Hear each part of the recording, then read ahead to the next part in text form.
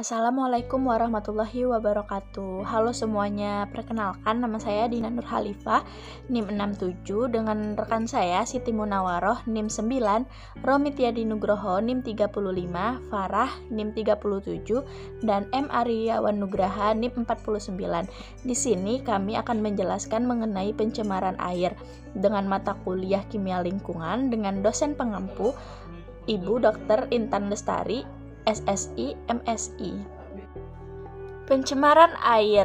Pencemaran air adalah masuknya atau dimasukkannya makhluk hidup, zat, energi, atau komponen lain ke dalam air oleh kegiatan manusia sehingga kualitas air turun sampai ke tingkat tertentu yang menyebabkan air tidak berfungsi lagi sesuai dengan peruntukannya. Pencemaran air dapat dikelompokkan ke dalam dua kategori, yaitu sumber langsung dan sumber tak langsung. Sumber langsung adalah buangan yang berasal dari sumber pencemaran, yaitu limbah hasil pabrik atau suatu kegiatan, dan limbah domestik berupa buangan tinja dan buangan air bekas cucian serta sampah. Pencemaran terjadi karena buangan ini langsung dibuang ke dalam badan air seperti sungai, kanal, parit, atau selakan. Yang selanjutnya, sumber tak langsung. Sumber tidak langsung adalah kontaminan yang masuk melalui air tanah akibat adanya pencemaran pada air permukaan baik dari limbah industri maupun limbah domestik. Mengingat bahwa air adalah komponen dari lingkungan hidup, maka pencemaran air merupakan bagian dari pencemaran lingkungan hidup. Pencemaran air perlu dikendalikan karena akibat pencemaran air dapat mengurangi pemanfaatan air sebagai modal dasar dari faktor utama pembangunan. Istilah pencemaran air terbentuk akibat adanya cairan bekas pakai yang dialirkan kembali begitu saja ke perairan terbuka dan menimbulkan berbagai banyak dampak yang merugikan masyarakat atau lingkungan. Jadi selanjutnya itu adalah jenis-jenis pencemaran air. Jenis pencemaran air ini ada 4. Satu yaitu adalah bahan toksik. Bahan toksik ini merupakan bahan yang beracun dan bahan buangan industri yang bisa masuk ke dalam air. Kedua itu adalah bahan organik. Bahan organik ini adalah bahan-bahan yang seperti baja dan kumbahan yang masuk ke air yang bisa menyebabkan kerusakan dalam air. Yang ketiga itu adalah pencemaran derma. Pencemaran derma ini apabila air yang digunakan sebagai bahan penyejuk berdekatan dengan kilang industri, kemudian hasil dari pencemaran itu kembali ke sekitar akuatik yang menyebabkan kadar suhu jadi tinggi. Yang keempat itu adalah pencemaran ekologi. Pencemaran ekologi ini terjadi apabila pencemaran toksik, pencemaran oleh bahan organik, dan pencemaran terma itu menjadi satu yang menyebabkan perubahan ekologi dalam suatu ekosistem air. Kemudian untuk tanda-tanda air tanah sudah tercemar yaitu yang pertama, air tanah berwarna kekuningan.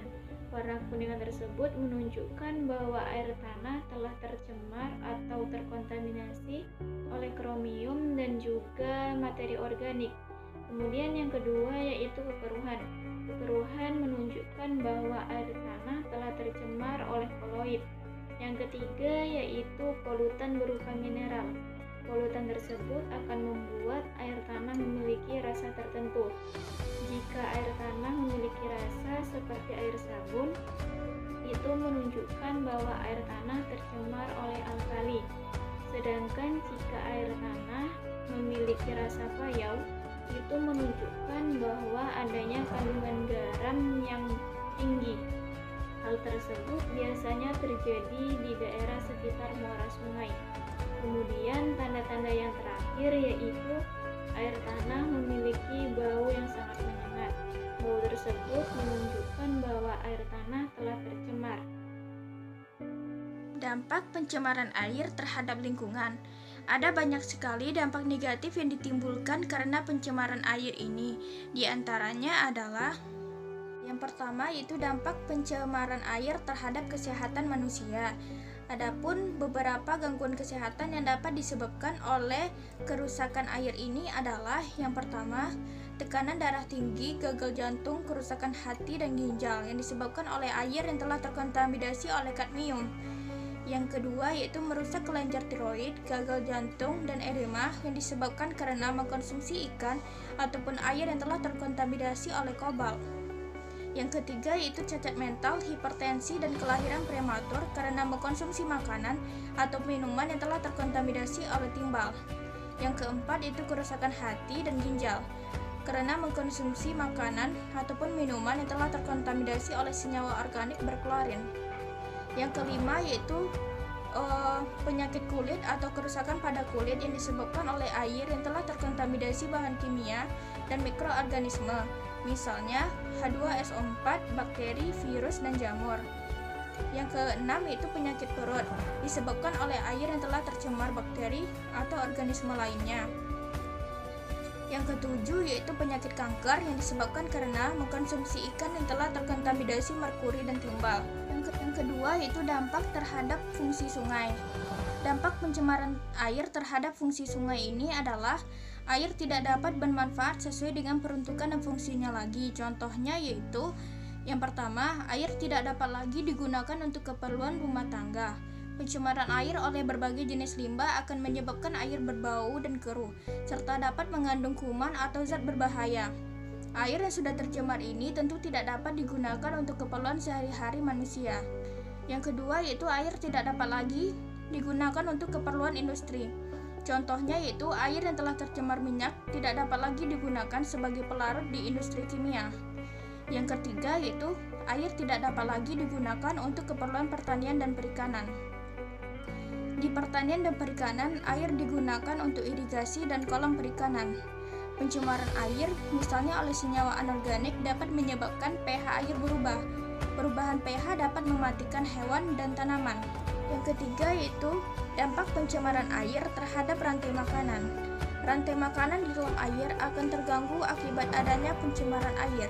Dengan banyaknya zat pencemaran yang ada di dalam air menyebabkan menurunnya kadar oksigen di dalam air tersebut. Beberapa jenis ikan maupun tumbuhan yang ada di dalam air akan mati karena kekurangan oksigen. Hal inilah yang akan mengganggu sistem rantai makanan yang sudah ada.